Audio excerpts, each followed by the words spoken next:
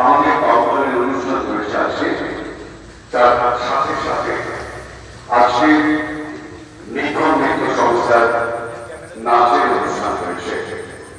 এই অনুষ্ঠান আমরা শুরু করব। নিক্ষণের জন্য প্রতিনিধি, নিক্ষণের জন্য যদি কোনো প্রতিনিধি এসে থাকে, অনুগ্রহ করে স্বরূপ স্মৃতি পাঠাগারী প্রধান শ্রী শ্যামল চক্রবর্তী, ভার্গব চক্রবর্তী সঙ্গে যোগাযোগ করবে। আমাদের দেবানন্দপুর গ্রাম পঞ্চায়েতের উপপ্রধান ভার্গব চক্রবর্তীর সঙ্গে যোগাযোগ করবেন নিক্ষণের যদি কোনো প্রতিনিধি এসে থাকে। আমাদের প্রথম পর্বে বাউলগানের অনুষ্ঠান রয়েছে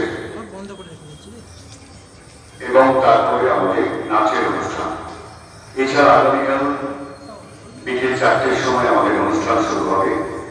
কালকে সাংস্কৃতিক অনুষ্ঠানে বিভিন্ন সাংস্কৃতিক সংগঠন তাদের অনুষ্ঠান উপস্থাপন করবেন তাদের কলা কুশলীদের নিয়ে। তার সাথে সাথে আগামীকাল পুরস্কার দেওয়া হবে বা সম্বর্ধনা দেওয়া হবে এই দেবানন্দপুর গ্রাম পঞ্চায়েতের অন্তর্গত এবছরে যারা 2022 সালে মাধ্যমিক ও উচ্চ মাধ্যমিকে 70% বা তার বেশি নাম্বার পেয়েছেন